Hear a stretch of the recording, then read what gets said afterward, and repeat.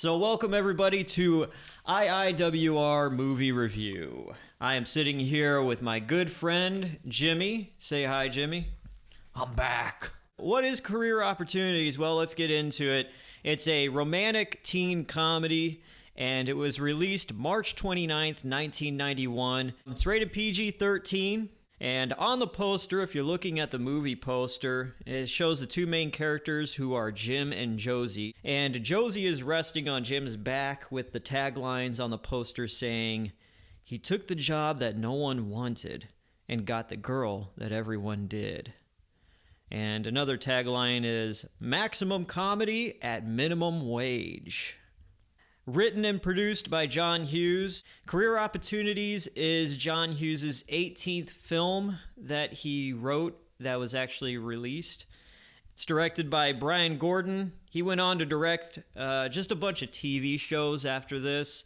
The Wonder Years, The Office, Weeds, and Curb Your Enthusiasm. So some big shows, he directed a few episodes of those.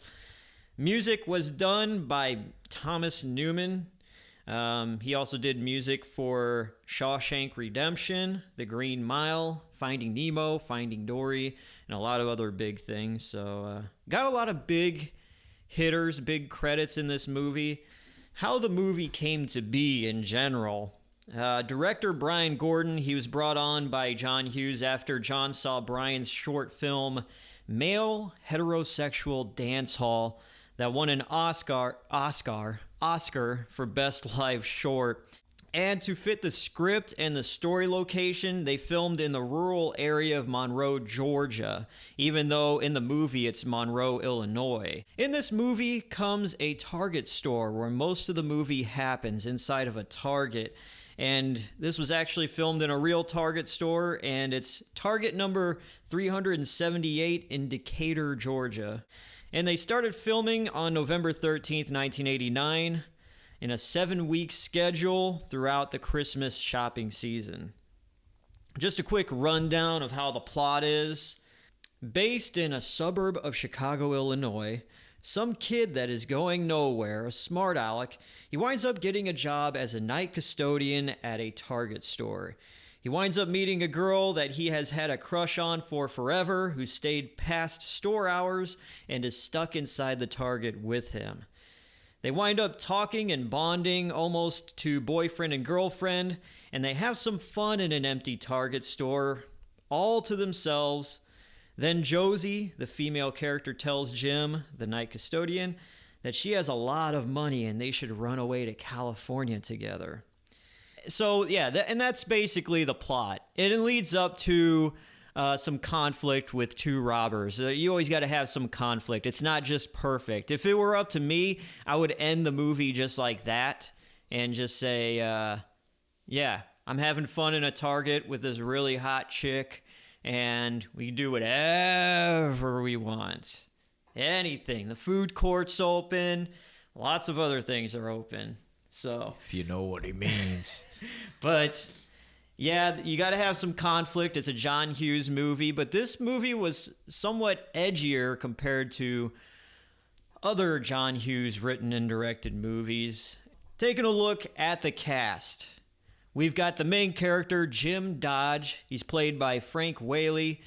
And Frank saw himself to act like a knockoff Ferris Bueller to play the role of Jim Dodge. And Frank, he's been in some movies such as The Field of Dreams in 1989 as Archie Graham, JFK in 1991 as an Oswald imposter, Pulp Fiction 1994 as Brett, School of Rock in 2003 as the Battle of the Bands director, and his most recent notable movie role is of Reese in the movie Hustlers in 2019. The female lead we got is Jennifer Connelly. She plays Josie McClellan, and she's played also in The Rocketeer in 1991 as Jenny Blake, Hulk in 2003 as Betty Ross, Spider-Man Homecoming in 2017 as Karen, or the AI voice inside Spider-Man's suit, and Top Gun Maverick. Then we got the two store robbers, Dermot Mulroney as Nestor Pyle. He starred in 1997's My Best Friend's Wedding, playing as Michael O'Neill, and Dermot's real-life younger brother, Kieran Mulroney as Gil Kinney.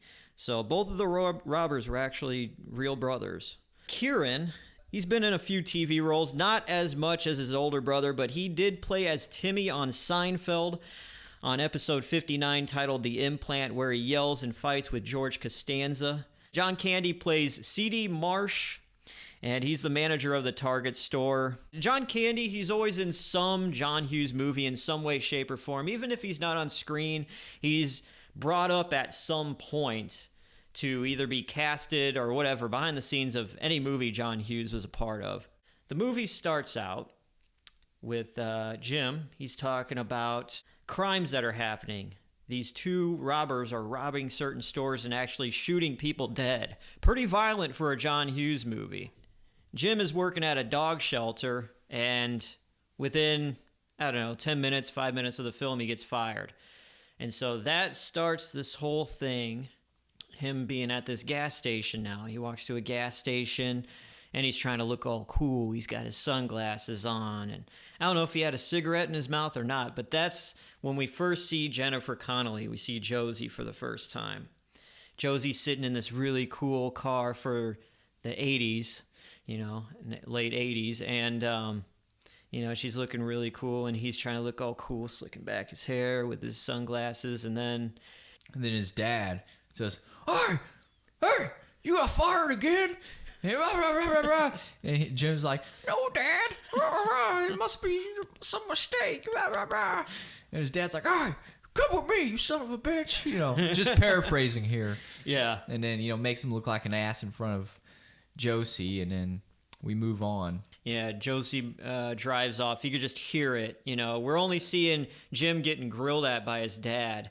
All I can remember next is that they're sitting at the dinner table, and Jim's getting grilled because he got canned again from another job. So apparently, Jim has worked a slew of jobs that he's just been getting fired from left and right because he's kind of a jackass. Like, you see him, and that's, I think, a big flaw in the movie is the protagonist, the main character of the movie should be like somebody that you kind of actually like, but Jim comes off like, I kind of like him, but he comes off as kind of like he's got a very select, not a personality that everybody could really latch onto. I don't know what you thought. He talks too much and lies a lot. He's known as the town liar. Yeah. And I think he's just overcompensating because he's a loser. Mm-hmm. So he's it appears as if his best friends are three little kids, like maybe 8 or 9 years old. He's telling all these stories about how he's like a executive and going on all these trips, and he buys a limousine just to make himself look like he's, higher ranked, and the kids are like, oh, Jim, oh, yeah. Yeah, he buys a limousine when he gets hired at Target, but that's when the whole meeting with John Candy shows up. So before that, we have a scene. So let's go back to Jim getting grilled at the table, and he has his friends that he lies to, says he's a big entrepreneur. And then we have the scene where Jennifer Connelly, Josie, switched to the female lead. She walks into her mansion, her daddy's mansion, and her dad's talking to some other two big corporate guys about something. And from the governor's office. Yeah. And so he says, hey, Josie, come in here and meet these two fellas. Hurry! And so these two fellas are like these middle-aged guys in their 50s. Josie walks up and, like, just to rebel against Daddy, she, instead of shaking their hand saying, hi, how you do, sir, what does she do, Jim? She walks up to this old dude all seductively, plants a nice fat kiss on his lips, and he's like, huh? What the fuck? And then the other guy is thinking he's going to get a kiss as well.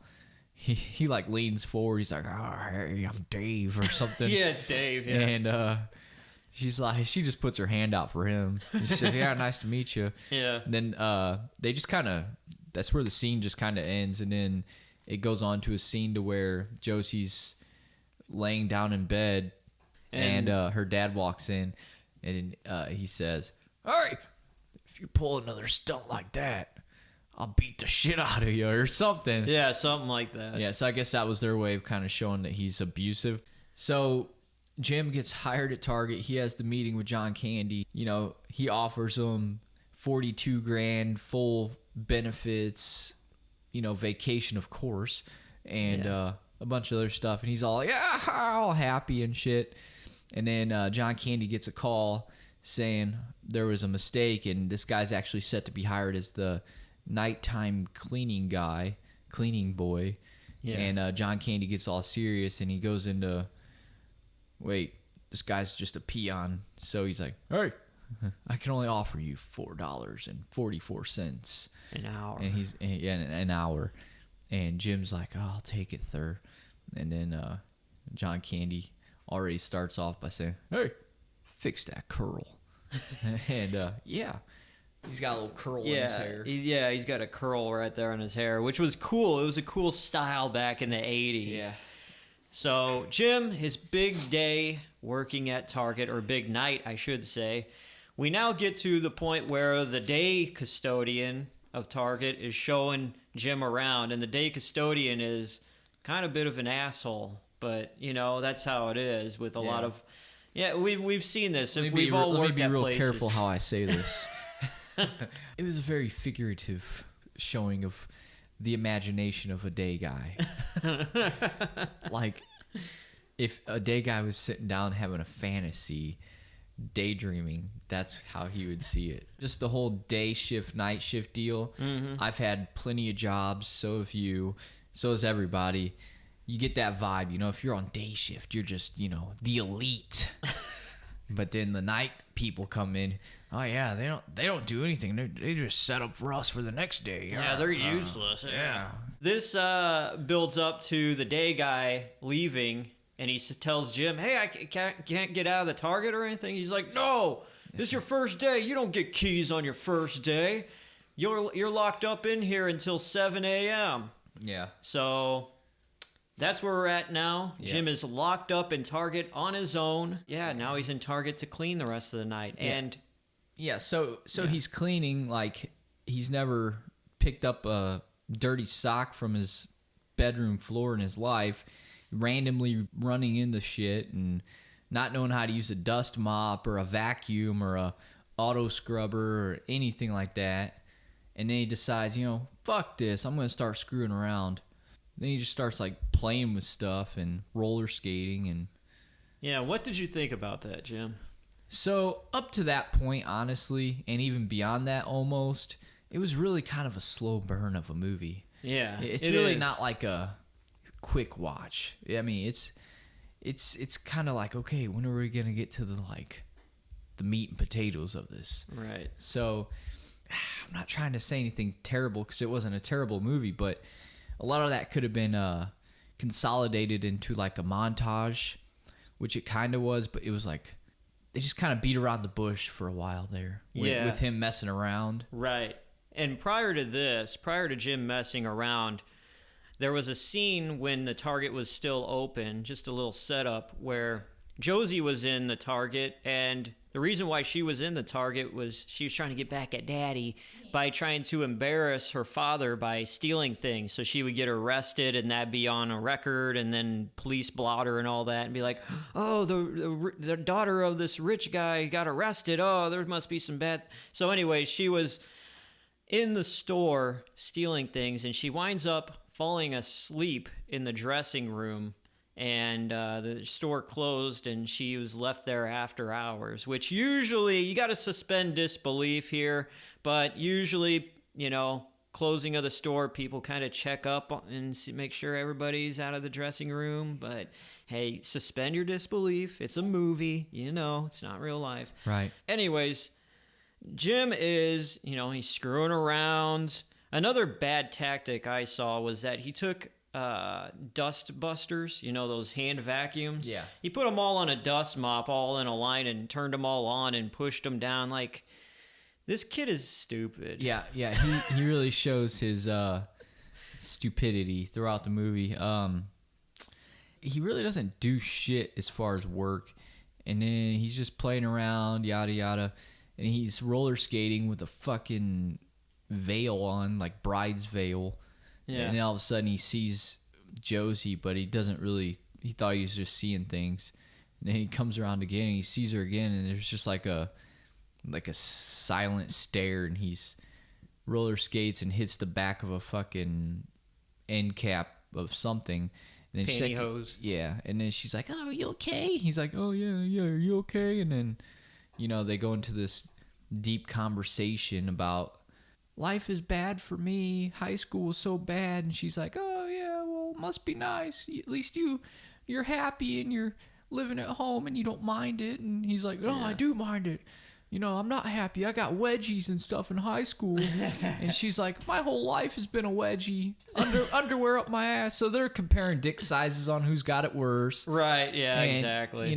She's pretty much like, "You have it good." And he's like, "No, you have it good." And basically they're both unhappy with their current situation. Yeah, it's like, why don't you just both shut up? Yeah. And then, Yeah. he just gets overly annoying, and she finally gets pissed off at him, like, "Hey, you're an asshole," whatever.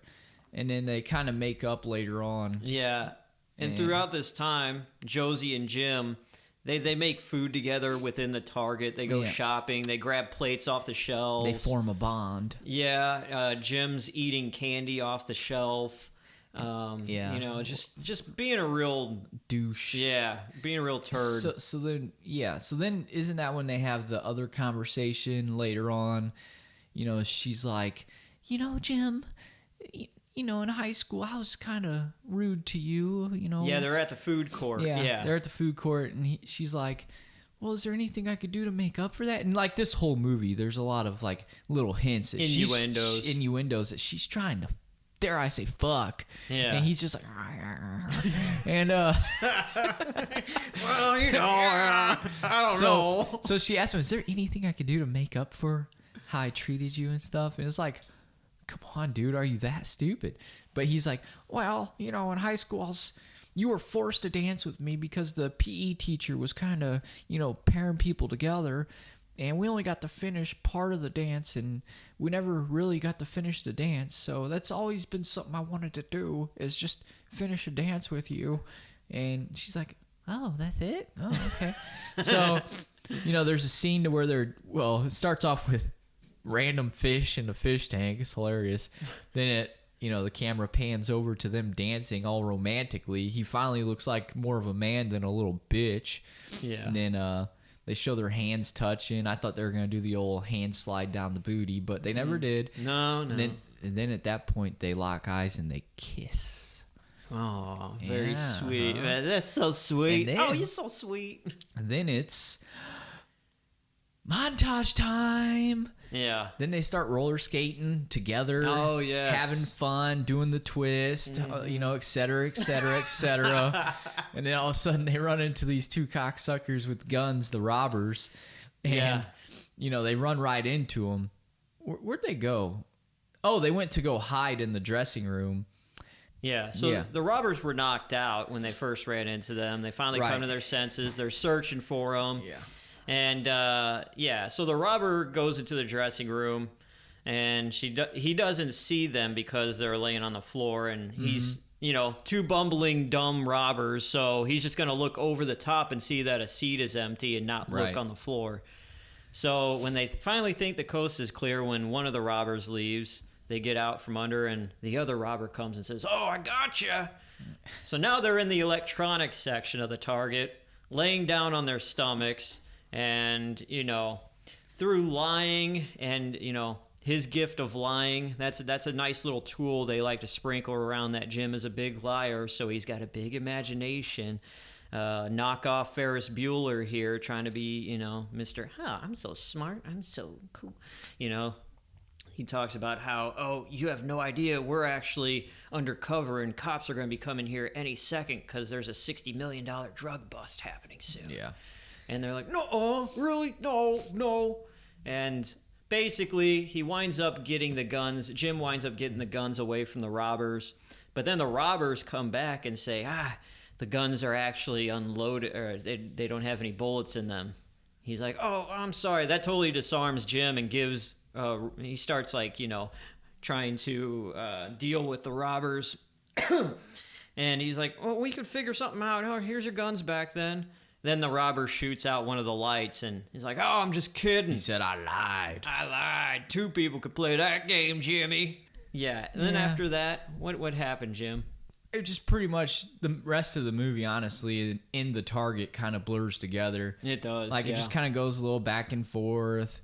They're, Jim and Josie are still coming up with a little scheme, and I think Josie ends up coming up with the master plan of, oh, well, I'm just going to join you guys, and we're all in this together. And Jim's so stupid. He's like, oh, what are you doing? Thinking she's legit gonna, leave with them.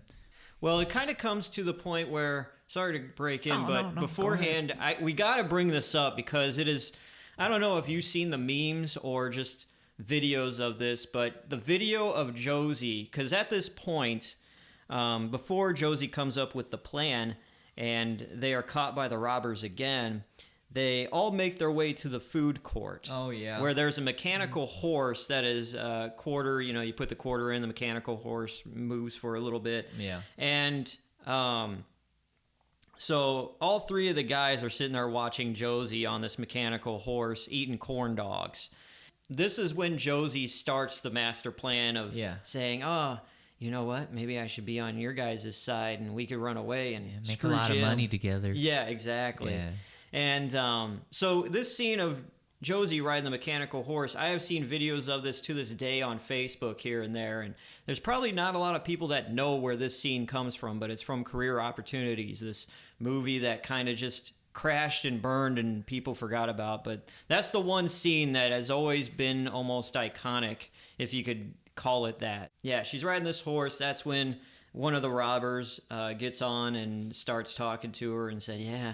And so she's being undercover, pretending to help out the robbers. Yeah. And it goes through this whole spiel of then her getting into their car and they're loading up shit into the back of the station wagon. And then halfway through, she just drives off. Yeah, she takes off. And at that point, they're shooting at the car. And Jim hears that. So he goes into the dayman custodian closet, I guess, finds a shotgun, and he goes and hides and gets behind the counter over the PA system and starts talking more noise. Like, I don't even remember what he said. But then they come and find him, and they're met with the shotgun in their face. So they take cover, and he says, "Attention target shoppers," and then shoots the gun, and it just kind of like, he doesn't shoot them, but the next scene just kind of shows her returning and them tied up. Yeah, there was no they didn't really show. Yeah, they left a lot out, I think, in that. Yeah, he could have either shot him or knocked him out and then tied him up, but I don't know. It just kind of literally went from that to them tied up in a chair when the cops come back and find them, and at that point, Josie and Jim are gone. They stop by back in the old neighborhood, and where the kids he's lied to all the time. Yeah, and he randomly gets out, and then Josie gets out. They look around, and they just get right back in. Yeah, what the point was that? Yeah, and then as they're driving off, the kid says, "He's so cool," and then they move on to a scene of them in California where they previously talked about running off to, sitting at a pool. And at that point, I see Jim just sitting there all, yeah, I'm here, I got my fruit, sitting with the hot chick. I'm like, freeloading son of a bitch. Yeah, exactly. He ain't got a job. He's just, mooching off her money. Yeah, it didn't. I would like to know, and we all know it's a movie and all that, but I would like to know what they wound up doing for work once they moved to California. And, right. And then there was a lot of other loose ends. Like, how did he get the robbers after he shot the shotgun tied up? Because he didn't shoot them. And once the bullets were gone, it's like, yeah, they were you gotta reload. I mean, they could have just whipped your ass. Yeah, so it's just like, well, just leave it to your own imagination. It was very lackadaisical storytelling in that area of the movie. Yeah. It was a fun little movie, but it's like, I don't know. There was a scene in there that you noticed. I didn't even notice until we rewound it, but you saw a little blooper. Yeah, a little blooper in one of the scenes, there's a cop speaking in the gym through the window, and in the reflection you could see maybe like a crew member or a cameraman or something like that even. Yeah, inside the target. So there's a little blooper. Keep a lookout for that scene when the officer comes up to the front of the target, knocks on the window, and, "Hey, have you seen Josie? She's reported missing." Yeah, so that's the plot of the movie. What else you got? There was a scene in there, it's not even a blooper, it's not even a thing, but it's just something that I noticed because I'm a toy collector, and I noticed the back of the box, what it was. They're in a toy section at some point, and one of the end caps are Ninja Turtle toys, but all of them are facing inward. Like, they took all the toys and they're facing backwards, so it doesn't show the logo of the turtles. It's just the back of the boxes. Yeah. So I was like, what the hell? I'm like, oh, that box looks familiar. Oh, that's the back of a Ninja Turtles box. Another thing that I thought about the movie in general, and this is the second time I've seen this movie, but it seems like an hour and 23 minutes. And it's almost an hour in before the robbers actually show up or even try to do anything. So there's just a lot. If you're a fan of just like seeing a movie where people are screwing around in Target, which kind of like that's our real life anyways, this is for you. And just a little bit of conflict at the end with some robbers. And it all works out in the end. They're in Hollywood. $53,000 though, or $52,000. That's what Josie mentioned she had in her purse when she was talking about, let's run away to the California. So maybe in 1988 or 89, or 91. It was shot in 89, but yeah. Some memorable scenes from this movie. Do you have any memorable scenes? More like memorable scenes, I guess, was just when he was messing around at the beginning of Target. I'm like, okay, this is gonna be cool, but then it just kind of went, like we said, too long. Like at first it was cool. It's like a kid in a candy store, for a bit, then it's like, too much, now you got cavities. Let's see, I guess my favorite scene is when the dad's yelling at him to wake up. Oh yeah. Like the dad made that movie great. Like when he was yelling at him to wake up, and then when he almost reminds me of like Trevor from GTA 5. Yeah, he does, because he's balding on the top. Yeah, and then when his dad's eating that chicken and peanut butter and stuff like that. So, I don't know. The John Candy scene was funny. Yeah. When they were first talking and laughing and stuff, it was hilarious. That scene with John Candy, that in itself is just a flawless scene. Yeah. That is a perfect scene. Yeah. Some of the most memorable scenes for me, favorite scenes, is the mechanical horse, Jennifer Connelly riding it, Josie. And then also just it's this one little thing when there's a montage of the robbers going around with Josie robbing things and putting things in bags.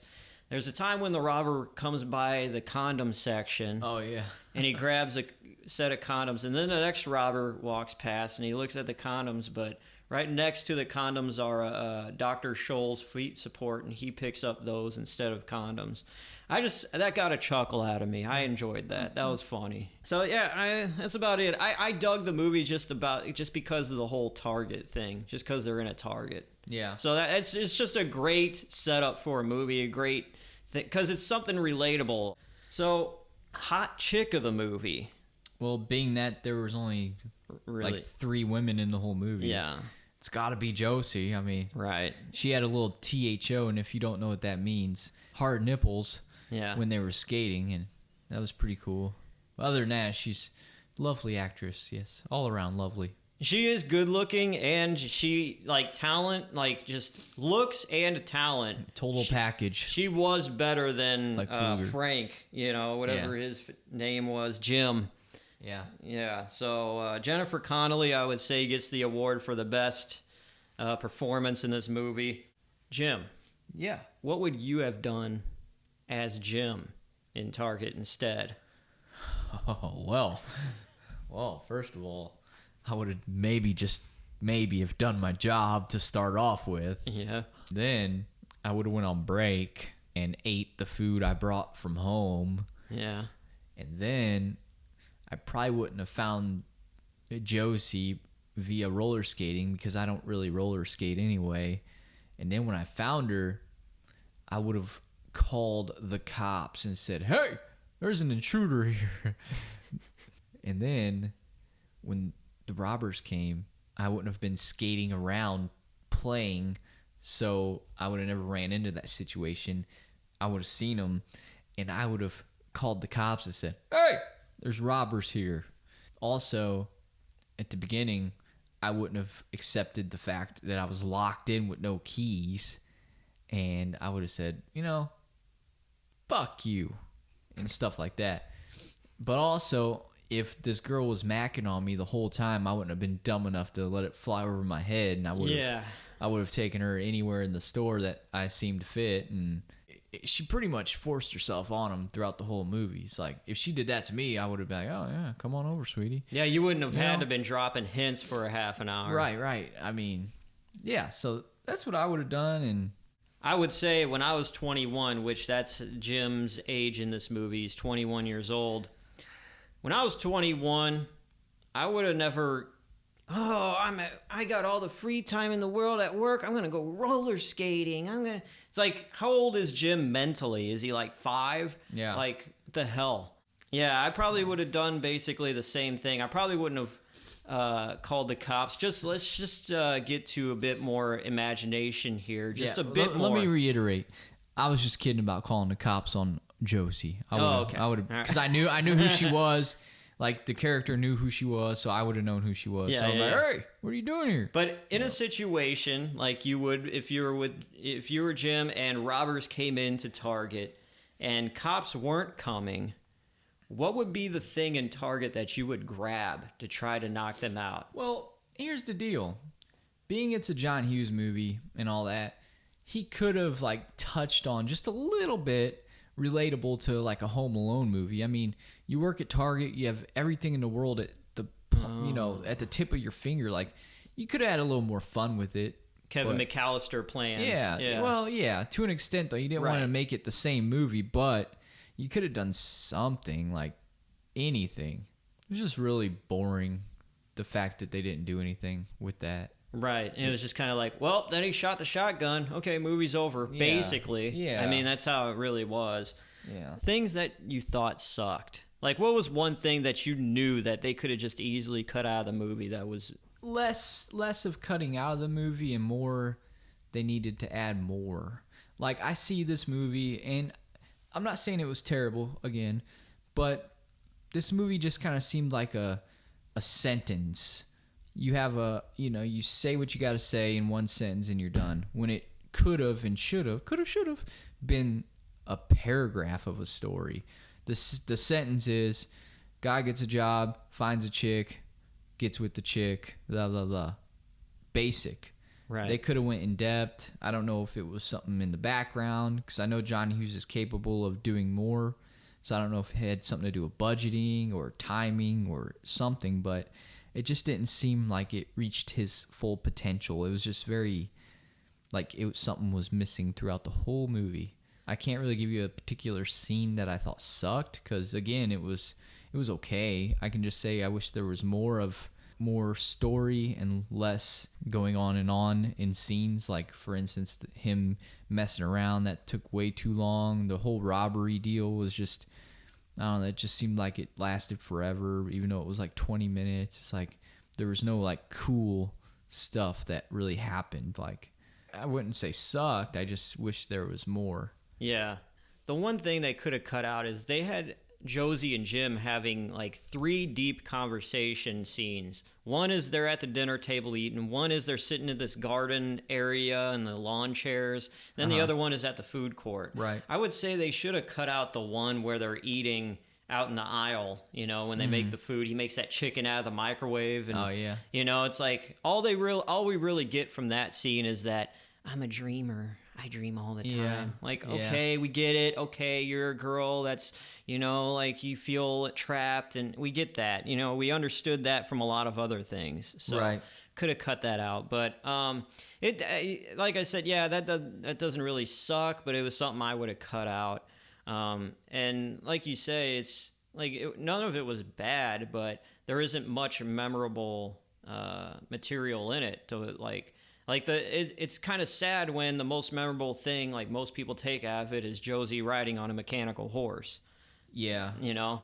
There's one particular line that really got me when the day janitor was walking Jim around the store. The day custodian says, "Yeah, I gotta get back because I need to pump the pasties out of Colleen Jackson," or something. Like, that's hilarious.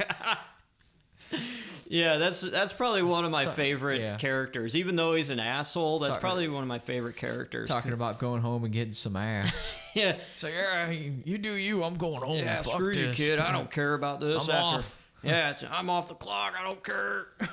One of my favorite lines. There's a lot of good lines in this movie that are just kind of subtle, but one is just spit on me, make me feel lousy. Jim says that at some point to the robber. It's one of my favorite lines, along with the Colleen Jackson line from The Day Guy. I wrote that down too as well. So how did Career Opportunities do at the box office? Well, Career Opportunities was only released in North American theaters, and it made $11,336,986 at the box office. I couldn't find a budget of how much it cost to get made, but seeing that Home Alone did astronomically more, this wasn't too great.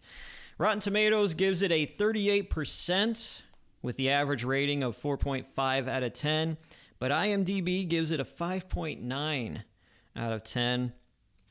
And it was a big disappointment because in its first week out, it was already ranked 4 in the list of movies that were out at that time. So, given how big Home Alone was, Universal was just trying to cash something in with anything John Hughes was a part of. And John Hughes saw this movie as cheap and vulgar, and he said that the movie was a big disappointment, and he wrote it, though. So, he shopped it around, but he was trying to get his name off of it, but Universal said, nah, you just made so much money off Home Alone. We're going to put your name everywhere that you're a part of.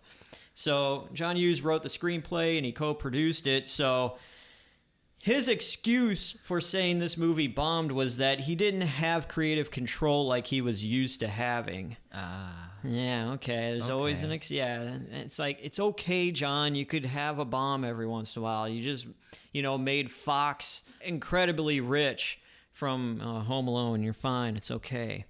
Frank Whaley, the guy who played Jim, said the movie tanking was because it wasn't given the same respect that other movies John Hughes wrote was given. So Frank went on to say that he also thinks it's actually a kind of cool movie. Probably a biased thing since he was in it. So, of course you would think it's kind of cool. But he also said that it was a bit different, and he even said himself, he gave himself some dirt saying that it was risky that he was casted himself because he always felt off. He didn't feel like he was the character that was really meant to be Jim. So, he gave himself a little bit of flack. Jennifer Connelly said that she felt uncomfortable about the scene of her riding on a horse in the trailer to advertise the film. Because she said they put that scene in there in the trailer to make it seem like it was a big, like... high standards. Yeah, just like a big, romp into some sexual movie, but it really wasn't. I mean, that was the most sexual kind of thing in the movie. Anyways, if you're going to use a woman on a mechanical horse to hawk your movie, chances are the rest of it's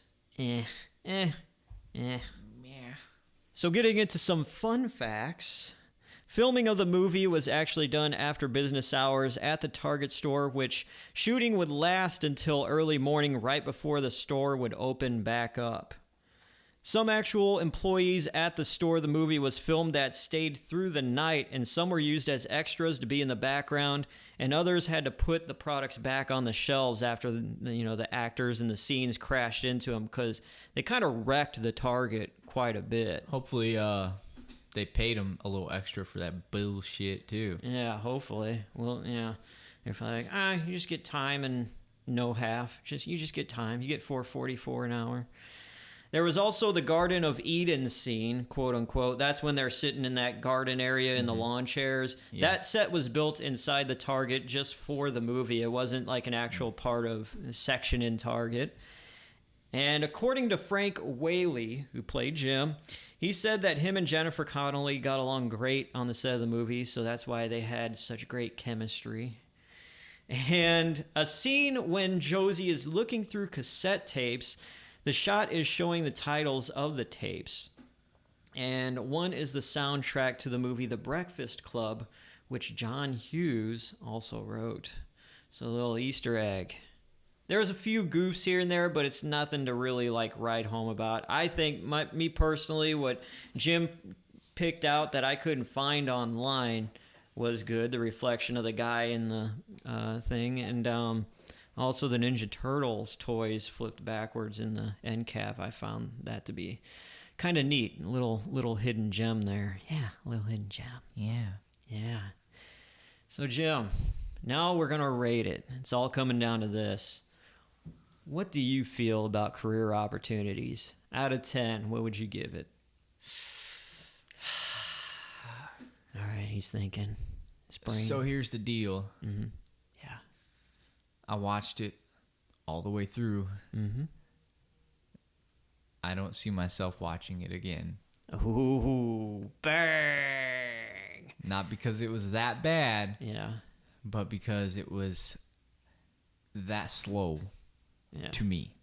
Yeah. Like there's movies I can watch over and over that are exciting, but this one wasn't.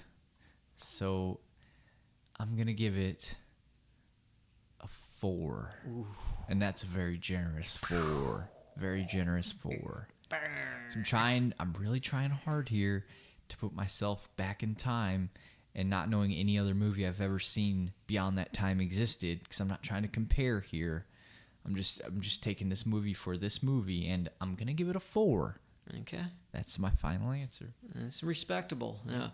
Now, considering that this is the next movie after Home Alone, this is, the next John Hughes thing after Home Alone. So if you were to see it right after Home Alone, I would see that you'd be pretty disappointed, expecting, some of the brilliance that came from Home Alone. But, yeah. Now, Jim, I got a question for you. Yeah.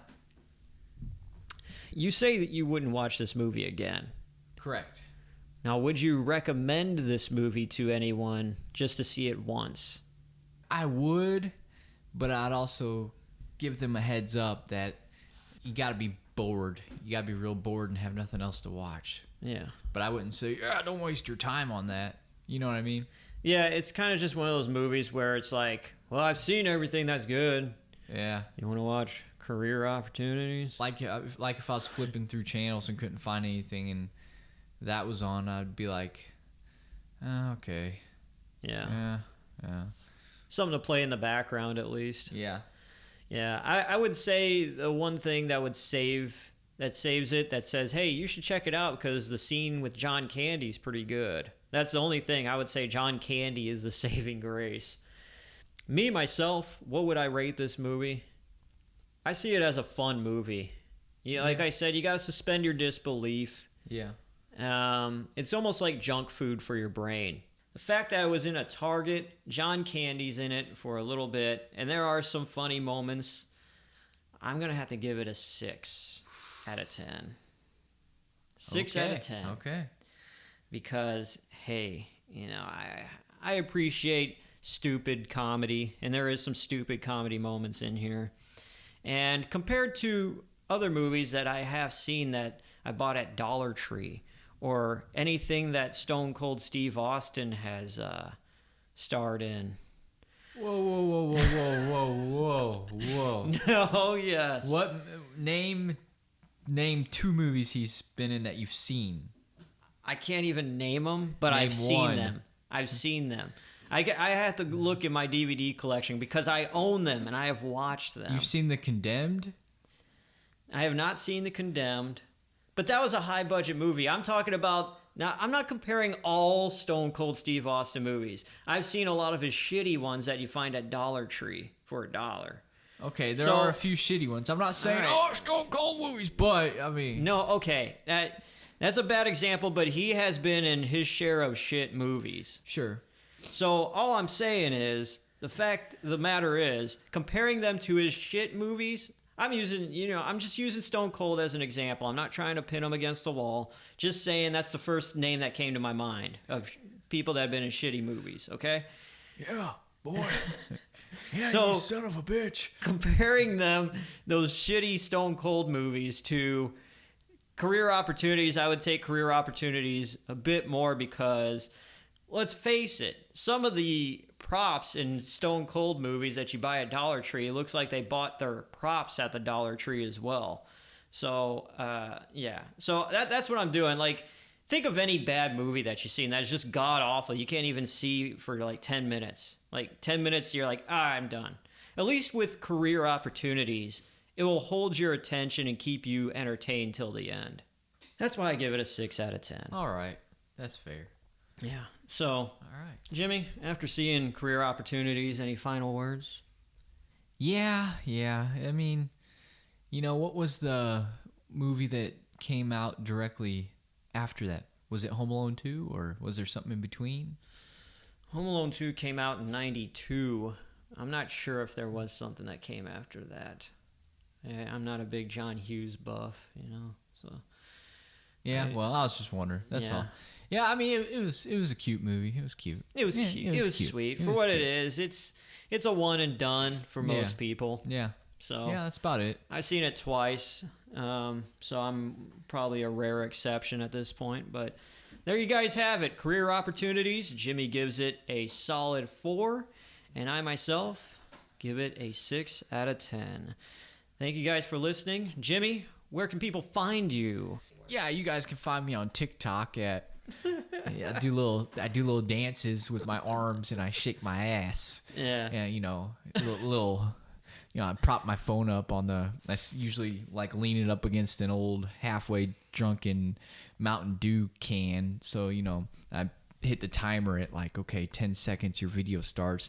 Now I watch myself do this little dances to these songs, and I do these little twerks, and you can also find me at OnlyFans. What?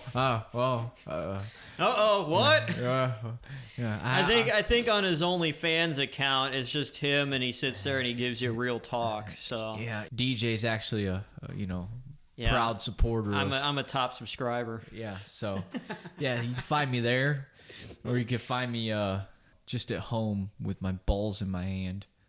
There you have it. Oh yeah, you can also find me in. Oh.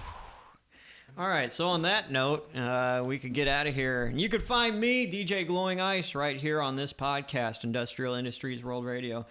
And you could always just I don't know, check out my music too on iTunes if you want, if you feel like it. Yeah. Wherever, Spotify, whatever. All right, Jimmy. Well, thanks for being yet another guest on the show. Oh, my pleasure. Having another appearance on the show. My pleasure. Oh, Chick-fil-A, huh? No, I just say my pleasure because I'm a nice guy, you dumb bitch. Yeah. I got a little thing. Maybe I'm a stick in the mud about Chick-fil-A, but I find Chick-fil-A highly overrated. Well. Yeah, you're not wrong. I mean... they got good waffle fries. The waffle fries are good, I'll admit that. But the chicken sandwiches are just kind of bland. Wait. What are we doing here? That's for another podcast. Yeah, what are we doing here? All right, guys. We will see you later. Thanks for listening. Yep. And bye-bye. Yeah, bye.